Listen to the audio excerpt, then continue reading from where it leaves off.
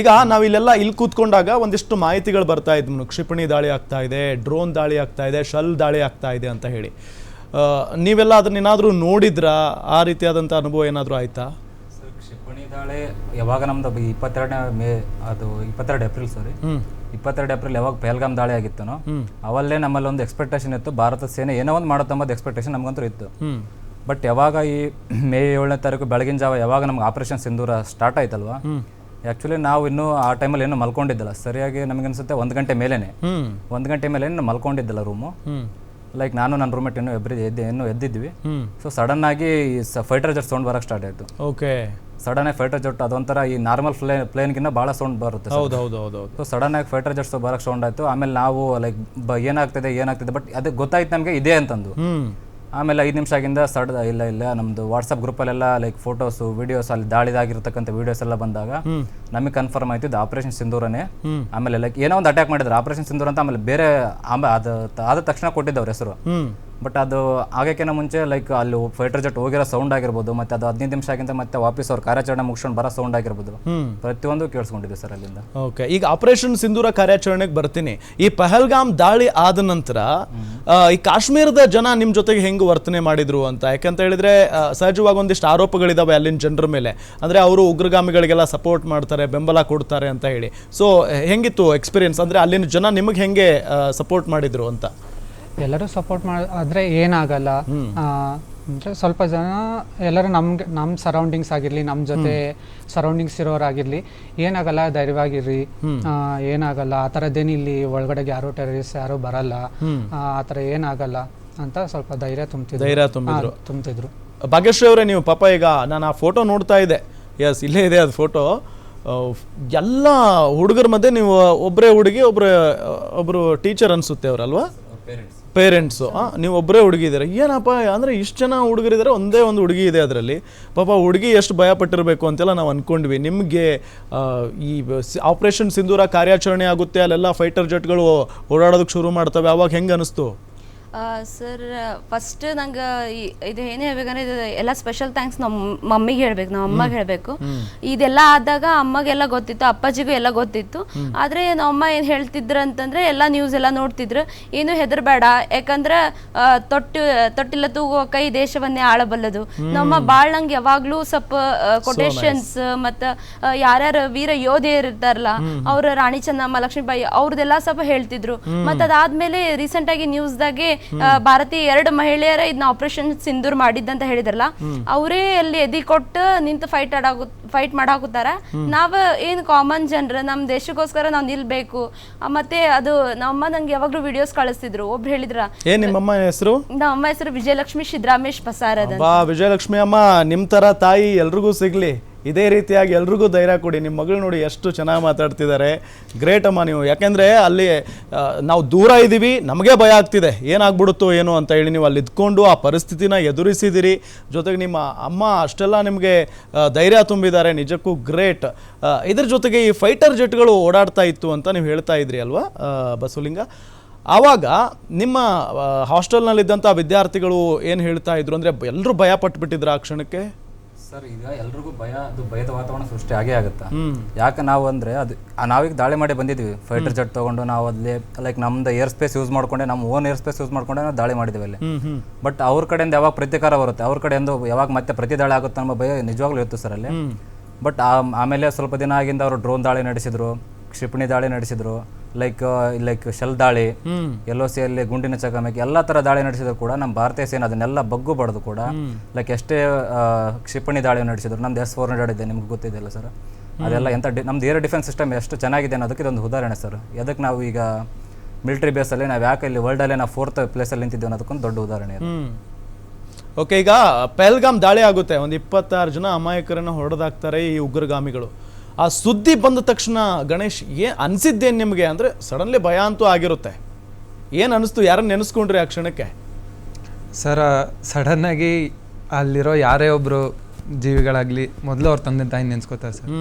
ಅವ್ರು ನಮ್ಮನ್ನ ಲೈಕ್ ಏನೋ ಮಾಡ್ತಿದ್ದಾನೆ, ಹೆಂಗೋ ಇದ್ದಾನೆ, ಅಲ್ಲಿ ಎಷ್ಟೋ ದೂರದಲ್ಲಿದ್ದಾನೆ, ಅವ್ರಿಗೆ ಈ ಪಕ್ಕದಲ್ಲೇ ಇದ್ರೂ ಮನೇಲಿಲ್ಲ, ಹೊರಗಿದ್ದಾನೆ ಅಂದ್ರೆ ಅವ್ರಿಗೆ ಎಷ್ಟೋ ಭಯ ಆಗಿರುತ್ತೆ. ಅದೇ ಅಂತ ಜಾಗದ ಒಂದು ಆ ಒಂದು ಸಿಚುವೇಶನ್ಗೆ ಸೇಫ್ ಇಲ್ದಿರೋ ಜಾಗದಲ್ಲಿ ಇದೀವಿ ಅಂತ ಅವ್ರಿಗೆ ಏನಾದರೂ ಗೊತ್ತಾಗ್ಬಿಟ್ರೆ ಅವರು ತುಂಬ ಭಯ ಪಟ್ಕೋತಾರೆ. ಮಕ್ಕಳಿಗೆ ಅವತ್ತು ಮ್ಯಾಕ್ಸಿಮಮ್ ಚಿಂತೆ ಅವ್ರ ತಂದೆ ತಾಯಿದೇ ಆಗಿರುತ್ತೆ ಸರ್.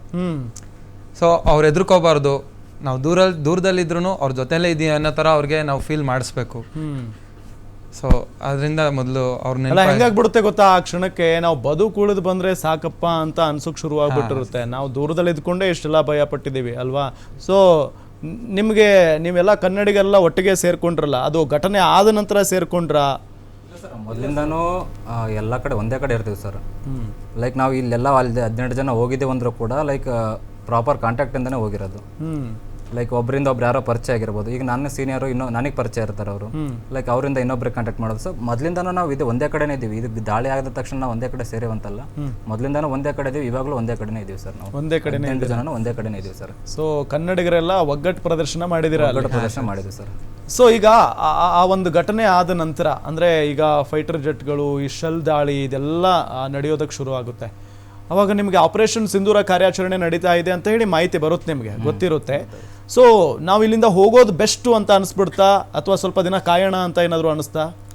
ಸರ್ ಇದು ಆಪರೇಷನ್ ಸಿಂಧೂರ ಯಾವಾಗ 7ನೇ ತಾರೀಕು ಸ್ಟಾರ್ಟ್ ಆಯ್ತಲ್ಲ ಸರ್. ಆಮೇಲೆ ಮನದಲ್ಲಂತರೂ ಭಯದ ವಾತಾವರಣ ಅಂತೂ ಸ್ಟಾರ್ಟ್ ಆಯಿತು. ಲೈಕ್ ಅಡ್ಡುಗೋಡೆ ಮೇಲೆ ದೀಪ ಇಟ್ಟಂಗೆ ಸರ್. ಲೈಕ್ ಹೋಗೋಣ ಬೇಡ ಯಾವಾಗ ಇದು ಇಂಟೆನ್ಸಿಟಿ ಜಾಸ್ತಿ ಆಗ್ತಾ ಹೋಯ್ತಲ್ವಾ, ಅವಾಗ ನಾವು ಹೋಗ್ಲೇಬೇಕಂತ ನಿರ್ಧಾರ ಮಾಡಿದ್ವಿ. ಬಟ್ ಹೋಗ್ಲೇಬೇಕಂತ ನಿರ್ಧಾರ ಮಾಡಿದಾಗ ಏನಾಯ್ತು, ಅಲ್ಲೆಲ್ಲ ಏರ್ಪೋರ್ಟ್ ಎಲ್ಲ ಬಂದಾಯ್ತು. ಆಮೇಲೆ ಅದೇ ಸರಿಯಾದ ಸಮಯಕ್ಕೆ ಲ್ಯಾಂಡ್ ಸ್ಲೈಡ್ ಆಗಿ ಅಲ್ಲಿ ಹೈವೇ ಕೂಡ ಬಂದಾಗ್ಬಿಡ್ತು. ಸೊ ಹಂಗಾಗಿ ನಮಗೆ ಲೈಕ್ ಪ್ರಾಪರ್ ಚಾನಲ್ ಸಿಗ್ಲಿಲ್ಲ ಊರಿ ಕಡೆ ಬರೋಕ್ಕೆ. ಜಮ್ಮು ರೀಚ್ ಆಗದೆ ನಾವು ಭಾಳ ಕಷ್ಟ ಆಗ್ಬಿಡ್ತೀವಿ. ಲೈಕ್ ಏರ್ ಸ್ಪೇಸ್ ಇಲ್ಲ, ಏರ್ ಸ್ಪೇಸ್ ಬಂದಾಗಿದೆ, ಮತ್ತೆ ಲ್ಯಾಂಡ್ ಕೂಡ ಬಂದಾಗಿದೆ. ಲೈಕ್ ಇನ್ನೊಂದು ವೇ ಇದೆ, ಅದು ಸ್ವಲ್ಪ ಬಾರ್ಡರ್ ಥ್ರೂ ಹೋಗುತ್ತಂಥದ್ದು. ಸೊ ಅದು ಕೂಡ ನಮಗೆ ರಿಸ್ಕ್. ಸೊ ಹಂಗಾಗಿ ನಾವು ಅಲ್ಲೇ ಸಿಕ್ಕಾಕೊಂಡ್ಬಿಟ್ವಿ. ಆಮೇಲೆ ನಾವು ಯಾವಾಗ ನಾವು ಲೈಕ್ ಮಾಧ್ಯಮದಿಂದ ಹಿಡಿದು ಇವ್ರು ಎಲ್ಲರೂ ಕಾಂಟ್ಯಾಕ್ಟ್ ಮಾಡೋಕ್ಕೆ ಸ್ಟಾರ್ಟ್ ಮಾಡಿದ್ವಲ್ಲ ಸರ್, ಅವಾಗ ನಮಗೆ ಸಂಪರ್ಕಕ್ಕೆ ಸಿಕ್ಕಿರೋದು HD ಕುಮಾರಸ್ವಾಮಿ ಸರ್ ಅವರು. ಸೊ ಅವ್ರು ಅನಾರೋಗ್ಯದಿಂದಿದ್ರು. ಅವರು ಅನಾರೋಗ್ಯದಿಂದ ಇದ್ದಕ್ಕೆ ಕೂಡ ಅವರು ಮಗ ನಿಖಿಲ್ ಕುಮಾರಸ್ವಾಮಿ ಸರ್ ಅವರು ಎಲ್ಲ ಮುಂದಾಳತ್ವ ವಹಿಸಿ ನಮ್ಗೆ ಇವತ್ತು ಸುರಕ್ಷಿತವಾಗಿ ಕರ್ಕೊಂಡ್ಬಂದು ಇಲ್ಲಿ ನಿಮ್ಮ ಮುಂದೆ ಕುಂದಿಸಿದೆ ಸರ್. ಈಗ ರೋಹಿತ್, ಸಹಜವಾಗಿ ಅಂಥ ಘಟನೆಗಳಾದಾಗ ನಮ್ಮ ಊರಿಗೆ ನಾವು ಹೋಗ್ಬಿಡೋಣ ಅಂತ ಹೇಳಿ ನಮ್ಗೆ ಅನ್ನಿಸ್ತಾ ಇರುತ್ತೆ ಅಲ್ವಾ. ಸೊ ನೀವು ಅವಾಗ ಯಾರಿಗೆ ಫಸ್ಟ್ ಕಾಲ್ ಮಾಡಿದ್ರಿ, ಹಿಂಗೆ ಆಗ್ತಿದೆ ಇಲ್ಲಿ, ನಮ್ಮನ್ನು ಏನಾದರೂ ಕರ್ಕೊಂಡು ಹೋಗಿ ಅಂತ ಏನಾದರೂ ಹೇಳಿದ್ರಾ ನೀವು? ಸರ್ ಫಸ್ಟ್ ನಾವು ಎಲ್ಲರೂ ಮಾತಾಡ್ಕೊಂಡು ಹೋಗಬೇಕು ಅಂತ ಡಿಸೈಡ್ ಮಾಡಿದ್ಮೇಲೆ ಲೈಕ್ ಲೆಟರ್ ಒಂದು ಬರೆದ್ವಿ ಸರ್. ಈ ಥರ ಸಿಚುವೇಶನ್ ಇದೆ, ಸೊ ಆ ಥರ ಅಂತ ಹೇಳ್ಬಿಟ್ಟು ನಮ್ಮ CM ಸರ್ ಅವ್ರಿಗೆ, ಕುಮಾರಸ್ವಾಮಿ ಸರ್ ಅವ್ರಿಗೆ, ಎಲ್ಲರಿಗೂ ಲೆಟರ್ ಬರೆದ್ವಿ. ಅವರು ತಕ್ಷಣ ರೆಸ್ಪಾಂಡ್ ಮಾಡಿದ್ರು ಸರ್. ರೆಸ್ಪಾಂಡ್ ಮಾಡಿ ಕುಮಾರಸ್ವಾಮಿ ಅವರು ತಕ್ಷಣ ರೆಸ್ಪಾಂಡ್ ಮಾಡಿದ್ರಾ? ಕುಮಾರಸ್ವಾಮಿ ಅವ್ರಿಗೆ ಯಾಕೆ ರೆಸ್ಪಾಂಡ್ ಮಾಡಿದ್ರಿ, ಅಥವಾ ಕುಮಾರಸ್ವಾಮಿ ಅವ್ರಿಗೆ ಯಾಕೆ ಪತ್ರ ಬರೆದ್ರಿ? ಆಲ್ಮೋಸ್ಟ್ ಎಲ್ಲ ಗೌರ್ಮೆಂಟ್ ಸರ್ಕಾರಕ್ಕೆಲ್ಲ ಮಾಡಿದ್ವಿ ಸರ್. ಮತ್ತೆ ಹಂಗಂಗೆ ನ್ಯೂಸ್ ಚಾನೆಲ್ಸ್ ಆಗಿರಲಿ ಎಲ್ಲ ಇದು ಮಾಡ್ತಿದ್ವಿ, ಎಲ್ಲ ಸಂಪರ್ಕದಲ್ಲಿ ಇದ್ವಿ ಸರ್. ಮತ್ತೆ ಹಂಗೆ ಅಂದ್ರೆ ಎಷ್ಟು ಜನಕ್ಕೆ ಲೆಟರ್ ಬರ್ದಿದ್ರಿ ನೀವು? ನಮ್ಮನ್ನ ಎಲ್ಲ 17 ಜನಕ್ಕೂ ಬರ್ದಿದ್ವಿ ಸರ್ ನಾವು. ಅದರಲ್ಲಿ ಇಬ್ಬರು ಮೊದಲೇ ಬಂದಿದ್ರು ಸರ್. ಯಾರ್ಯಾರು ಬಂದಿದ್ರು? ಸಚಿನ್ ಅಂತ ಮತ್ತೆ ಅಭಿಷೇಕ್ ಅಂತ. ಅವರು ಮುಂಚೆನೆ ಬಂದಿದ್ರು ಸರ್. ಯಾರು ಫ್ಯಾಮಿಲಿ ಫಂಕ್ಷನ್ಸ್ ಇದ್ದು ಅವರು ಮುಂಚೆನೆ ರಿಟರ್ನ್ ಆಗಿದ್ರು ಸರ್. ಇನ್ನು ಉಳ್ಕೊಂಡಿದ್ದು ನಾವು 15 ಜನ ಉಳ್ಕೊಂಡಿದ್ವಿ ಸರ್. ಓಕೆ, ಅಂದ್ರೆ ನೀವು ಲೆಟರ್ ಬರ್ದಿದ್ವಿ ಕುಮಾರಸ್ವಾಮಿ ಅವರನ್ನ ಸೇರಿದಂತೆ ಬೇರೆ ಅವರಿಗೆ ಅಂತ ಹೇಳ್ತಾ ಇದ್ರಲ್ವಾ. ಸೊ ಯಾರಿಗೆಲ್ಲ ನೀವು ಲೆಟರ್ ಬರ್ದಿದ್ರಿ ಅಂತ? ಸರ್ ಆ್ಯಕ್ಚುಲಿ ನಾವು ಲೆಟರ್ ಬರೆದಿದ್ದು ಚೀಫ್ ಕಮಿಷನರ್ಗೆ, CM ಸರ್ ಆಫೀಸಿಗೆ. ಏನಂತ? ಲೈಕ್ ನಾವು ಈ ಥರ ಇಲ್ಲಿ ಈ ಒಂದು ಪರಿಸ್ಥಿತಿಯಲ್ಲಿ ನಾವು ಸಿಕ್ಕಾಕೊಂಡಿದ್ದೀವಿ ಇಲ್ಲಿ. ಸೊ ಇಷ್ಟು 17 ಜನ ಕನ್ನಡಿಗರು ನಾವು ಸಿಕ್ಕಾಕೊಂಡಿದ್ದೀವಿ. ಸೊ ಈ ಒಂದು ಪರಿಸ್ಥಿತಿ ನಮ್ಮನ್ನ ಹೊರಗಡೆ ಕರ್ಕೊಂಡ್ಬಂದು ನಮ್ಮ ಸುರಕ್ಷಿತವಾಗಿ ನಮ್ಮ ಮನೆ ತಲುಪಿಸಿ ಅಂತ ಒಂದು ಲೆಟರ್ ಬರೆದು ನಾವು ಮತ್ತೆ ನಮ್ದು ಎಲ್ಲ students name with contact number, address ಎಲ್ಲ ಅಟ್ಯಾಚ್ ಮಾಡಿದ್ವಿ ಸರ್ ಅದರಲ್ಲಿ. ಸೊ ಅದೇ ಲೆಟರ್ ಎಲ್ಲ ಕಡೆ ಸರ್ಕ್ಯುಲೇಟ್ ಮಾಡಿದ್ವಿ ಸರ್ ನಾವು. ಲೈಕ್ ಮಿನಿಸ್ಟರ್ ಆಗಿರ್ಬೋದು, ಲೈಕ್ ನಮ್ಮ ಸ್ಟೇಟ್ ಲೀಡರ್ಸ್ ಆಗಿರ್ಬೋದು, ಸ್ಟೇಟ್ ಮಿನಿಸ್ಟ್ರು, ಸೆಂಟ್ರಲ್ ಮಿನಿಸ್ಟ್ರು, ಮೀಡಿಯಾದವ್ರಿಗೆ ಎಲ್ಲ ಪ್ರತಿಯೊಬ್ಬರು ಸಂಪರ್ಕ ಮಾಡಿದ್ದು ಅದು ಲೆಟರ್, ಒಂದೇ ಲೆಟರಿಂದ. ಸೊ ಆಮೇಲೆ ನಮಗೆ ಸಂಪರ್ಕ ಸಿಕ್ಕಿದಂದ್ರೆ ಕುಮಾರಸ್ವಾಮಿ ಸರ್.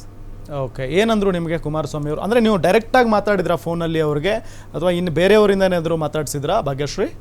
ನಾವು ಅದು ಲೆಟರ್ ಹಾಕಿದ್ಮ್ಯಾಗ ಫಸ್ಟ್ ನಮಗೆ ಕಾಲ್ ಬಂತು sir, ministry of heavy industries and steel ಕಡೆಯಿಂದ.